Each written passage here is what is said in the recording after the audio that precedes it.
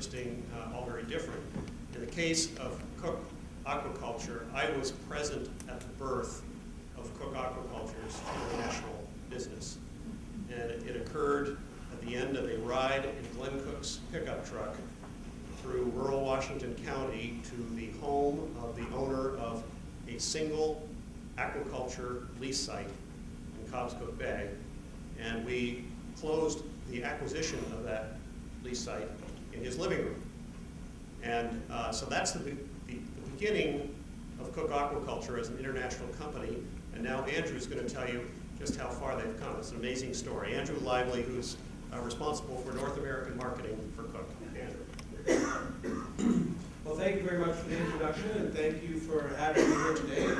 As Dan mentioned, with Cooke Aquaculture, and I didn't have the experience of the first acquisition, but I can tell you there are lots of stories like that around with Cooke Aquaculture. So a little bit about what and who Cooke Aquaculture is. I don't know if everybody knows, but Dan told me what to say today, so I'm kind of following his template of what we're going to speak about here today. So Cooke Aquaculture, our primary business is farm-raised salmon.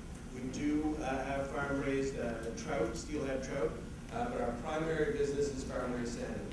And a little bit about Cooke Aquaculture, we control the entire process. From egg to plate, we like to say, we look after the whole process. So I've got my trusty Dilfest little pointer here in case everybody doesn't know what they're looking at here. These are salmon eggs. This is the beginning of our cycle. These are salmon eggs. We control the brood stock. We have our own brood stock in our own facilities. This is salmon feed. This is a salmon site.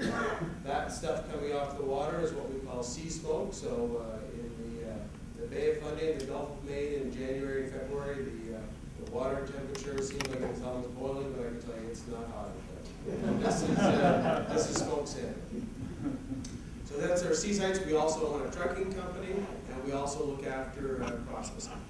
How it all started? Well, a little bit before Dan was riding around in a half-ton truck around Maine, Glenn Cook, Gifford Cook, and Michael Cook built one site, one wooden site, and they were given 5,000 fish from the Canadian Department of Fisheries and Oceans. And the Department of Fisheries and Oceans was doing a bunch of research on trying to restock rivers, and they thought, what about putting some of this stuff in the water and raising it to full market size? So they did that in 1985 with those first 5,000 fish. And today we have over 2,800 employees. We're in Canada, the United States, and Spain. I don't know if you know, we're in Spain and Chile. Our Spanish operations are sea bream and sea bass. In Canada, the United States, and Chile, we do Atlantic salmon and a little bit of steelhead trout. We are the largest Atlantic salmon aquaculture company in North America. I put down the fourth largest in the world. That number may change. We might go to third in the not too distant future. We are now Seafood Trust certified, and we have a DNA traceability program, which means we can take a piece of salmon from wherever you get it, and we can genetically trace the DNA and tell you whether it's one of our salmon or not. We're the only one that does that. And it's still retained totally by the Cook family, with Glenn throughout his half-ton as CEO. These are some of our brands. So we have the Cooke Aquaculture brand, but this is the primary brand that you're going to see in Maine. We sell to Hannafords. We've been selling to Hannafords for the past dozen or so years. Heritage Salmon is the brand that we use with our Chilean operation. Jail Island Salmon is a brand that we use more in the central part of the United States. It's in Toronto and in Chicago. Kelly Cove Salmon is the operating company in Canada, the company that raises the salmon in Canada. Shorelander Transport is the name of our trucking company. You'll see those trucks on the road now. They've got big, pretty true North salmon logos on them. Ocean to Ocean is a company that we own. It's based in Montreal. We import primarily shrimp and scallops from India and China through Ocean to Ocean. So that's a frozen operation that we operate in Montreal. And Pumarex is our Spanish company again. We raise sea bream and sea bass on the Mediterranean Sea.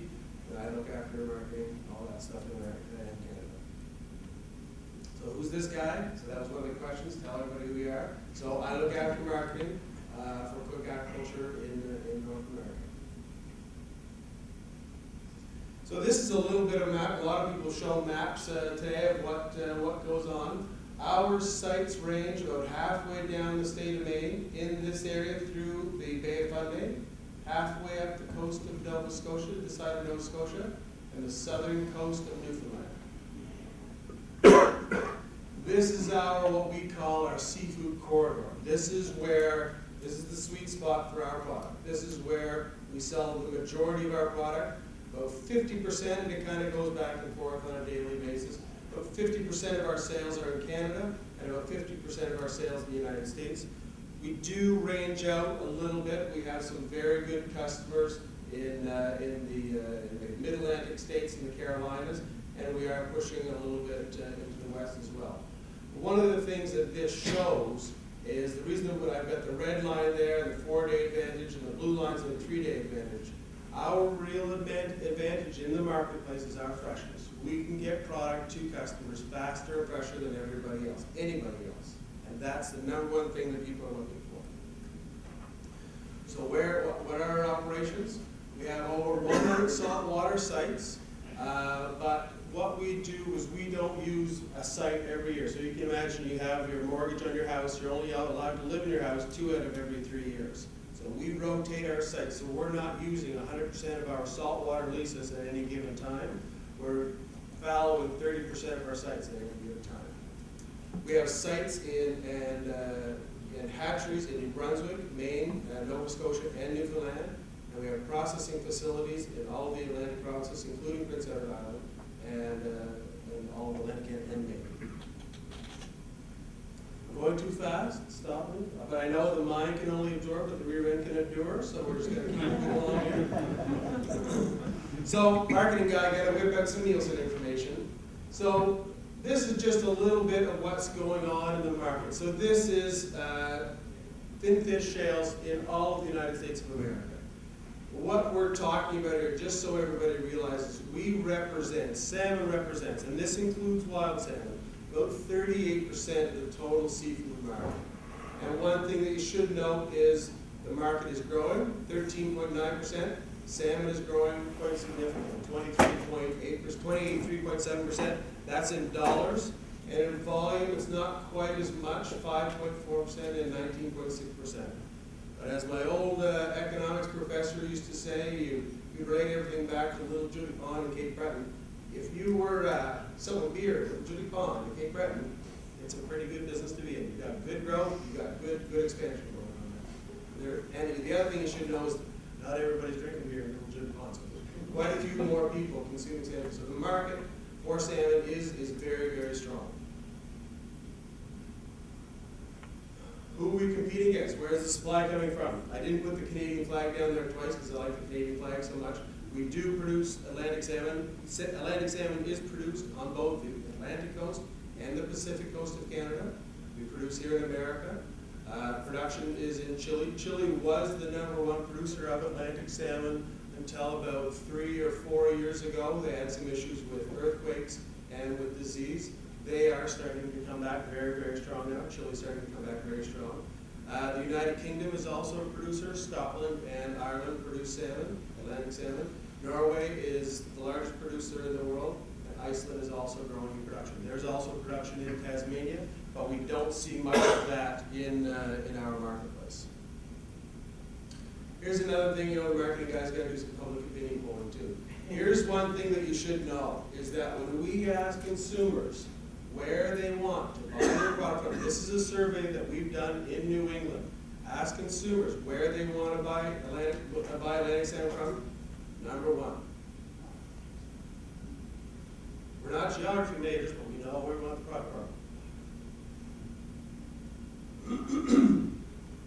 The case for agriculture, the demand. So here's my little spiel on what's going on with agriculture in the world. We all know, and I don't want to get into a big debate whether Malthus was right or Malthus was wrong, but it's pretty well known that the population is growing. Now, how fast it's going to grow, when it's going to double, I don't want to get into a big argument about that. But really, the requirement for protein is growing in our world. I can tell you now that we are selling into markets that we used to buy from. We're selling into Korea. We're selling into Indonesia. We we are selling into China. So the market is growing for our product.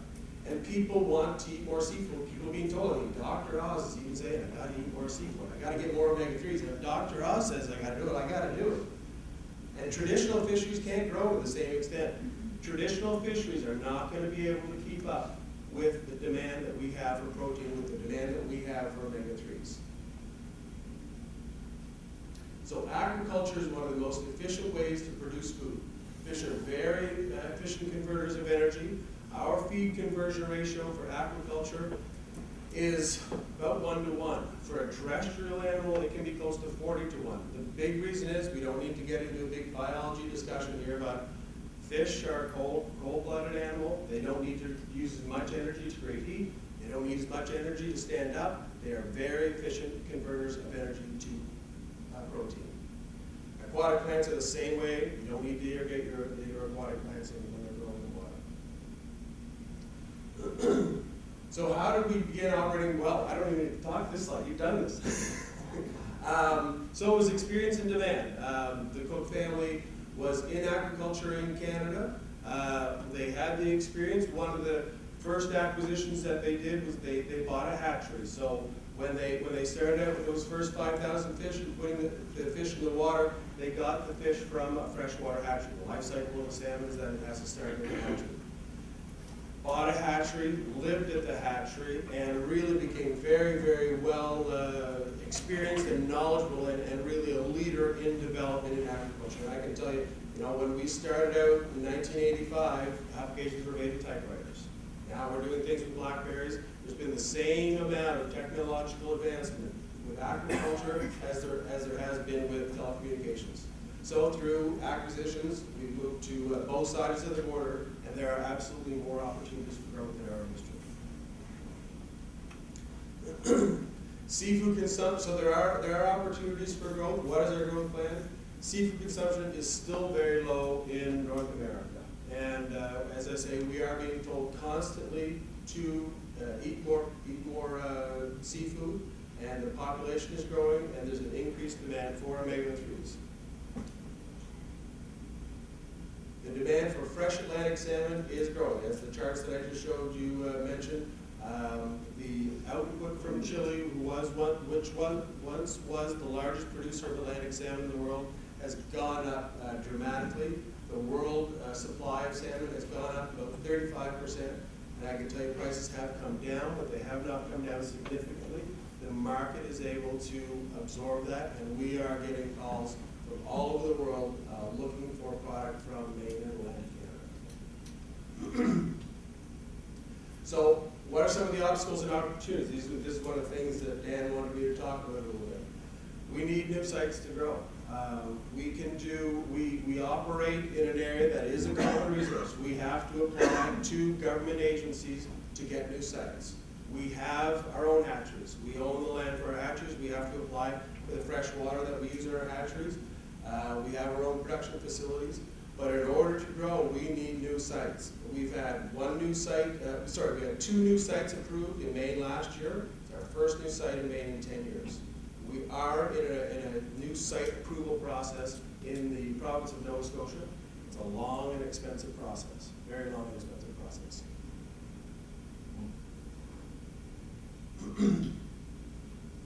In Canada and the United States, I would say that aquaculture is still an enigma for government.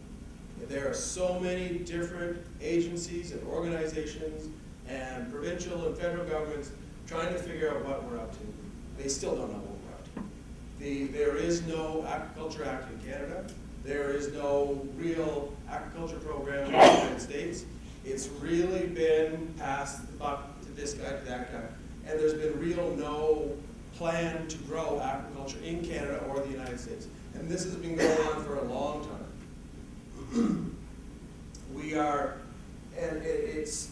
Some people were talking about how expensive it is to do some of these things. It is very expensive to expand. It's very expensive to do your site research. And then, somebody was talking earlier, then the rules change halfway through. It's happened to us. It happens all day long. So my sort of plug, away from, putting my, hat on as a citizen of this part of the world, we're really missing the boat. Other opportunities. We are doing a lot of research into innovative ways to do aquaculture. We started, as I started out with that, said when we started out with aquaculture, it was a hand-built wood site in a bay that had good water flow. Now we have sites that have probably 150 meter cages, about a dozen or 20, 150 meter cages. They're all fed from a central feed system. And we are also doing a lot of work at the University of Maine and the University of New Brunswick with something called integrated multi-trophic aquaculture. When we started out with aquaculture, you weren't allowed to do polyculture. You weren't allowed to put a salmon beside a trout, beside a cod, beside a mackerel on site, because there'd be problems with disease transfer, which was the right thing to do. But one of the things that does go on in an ecosystem is you would have a salmon beside some kelp, beside some mussels, with some scallops underneath.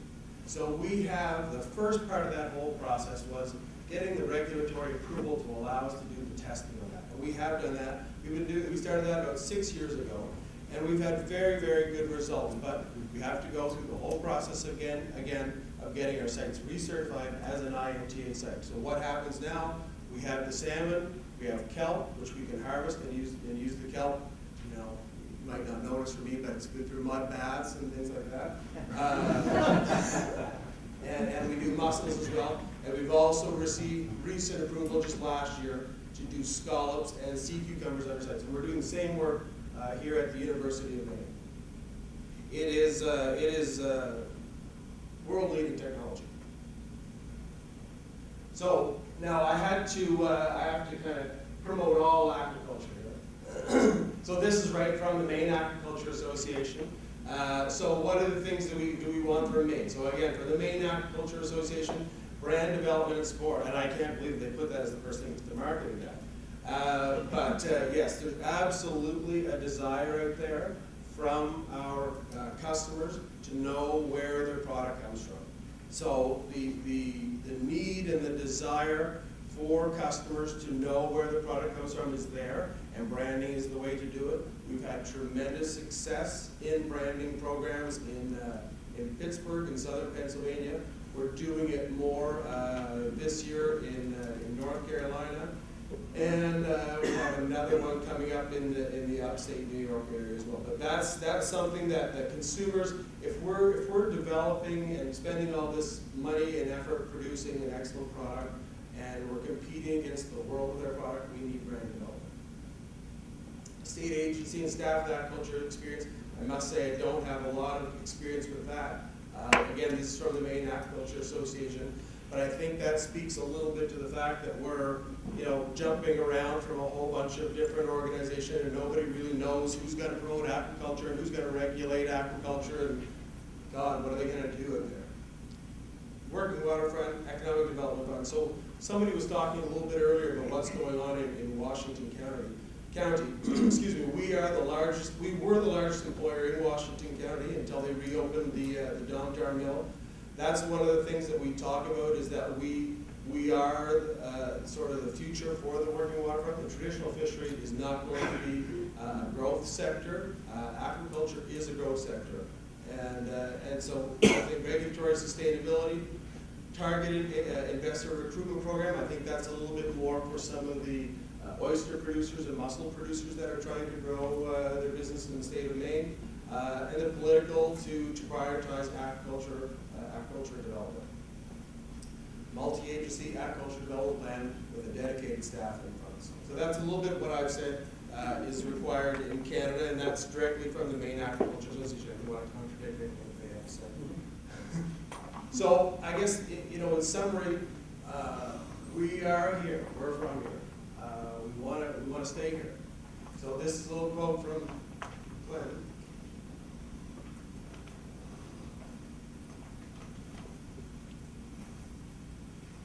Any questions on that? We're running a little bit over, but we have time for hopefully a couple of quick questions. As the marketing guy, I have a marketing question. Good. I think it's great that Maine is, people want to buy salmon from here. I mean, I like all Maine things, but do you have any idea of why? And I would assume that it's because they assume that we're Maine, we're clean, we're environmentally friendly, and is that why? And should that affect how the aquaculture, are we leaders in that? Is that why people like us so much? Or? I would suggest yes, that is why, and I'd also say yes, that is why. So yes, I do think people believe that, and I would say that yes, you are leaders in that. Okay, so is that important to make sure that we Absolutely, keep that leadership? absolutely, absolutely. Yeah. Yeah. It seems to me you're offering an excellent model of how business can grow on both sides of the border without a border. And it seems to be really interesting to know precisely how the company developed, how the model worked, how the negotiation across the border worked, so that we can duplicate that with more companies, so it's not one side of the border or the other, but producing economic prosperity on both sides. Yeah, I would say, so, how it developed, maybe Dan, you want to talk a little bit about this more, but how it developed on both sides of the border, the water isn't that much different on each side of the border. So, what we do in Maine is identical to what we do in New Brunswick. The water, the lobsters don't need passports to go across that border. So what we do is a lot, so I guess from how we operate, that was the same. But as far as a regulatory thing, there was definitely a learning process as to how we deal with regulations, and that was very, very expensive, and it still is very expensive. So we're having to deal with a regulatory process in Ottawa, we're having to deal with a regulatory process in Fredericton, Nova Scotia, Newfoundland, and we're having to deal with one in Maine and Washington. A lot of regulatory process. Well, what strikes me is the economic benefits for people working this on both sides of the border. It's not equal and it's symmetrical relationship, and that's included. Right. I think the only other comment I'd add is one other element, which was perseverance.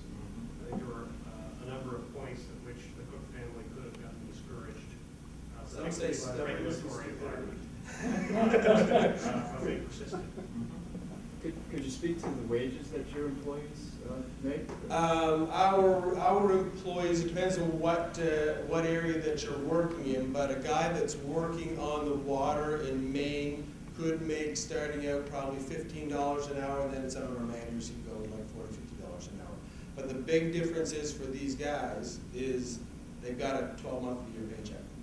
If they were working in a traditional fishery, they couldn't get a loan. So 2,800 employees, you mentioned, 2,800. Pardon me?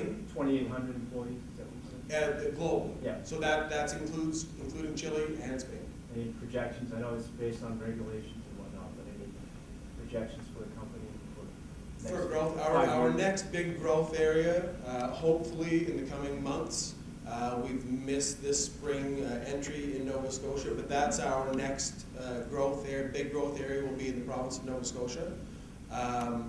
We will, if it all goes through, we will be building a new feed plant in Nova Scotia, a new processing plant in Nova Scotia, and new sites in Nova Scotia, and that's expected to generate another 500 jobs. You mentioned some of the regulatory issues you dealt with, but have you had a lot of the same customs and border issues that the previous speaker mentioned, in terms of getting your personnel and your product back and forth to the border? I'm sure dealing with fish, you mentioned getting there fresh. Yeah, it's important, and I know sometimes coming with the border, getting things expeditiously across can be an issue. I would say that, I might get in trouble for saying this, but I would say that we've had a pretty good experience with that. We have some issues with the Jones Act with some of our vessels. I don't know if you're involved with this or not, but some of our vessels, I don't know what the Jones Act says, but if the vessel's not built in America, it can't work in America and come back to an American port. So if we're doing work on a site with a vessel that's from Canada, we can't do that. So that's a little bit of a border issue that we have to deal with. But as far as getting product into the United States quickly and rapidly through the Canadian Food Inspection Agency and the Food and Drug Administration, that would say I would suggest that's been pretty good, that those two agencies seem to get along quite well.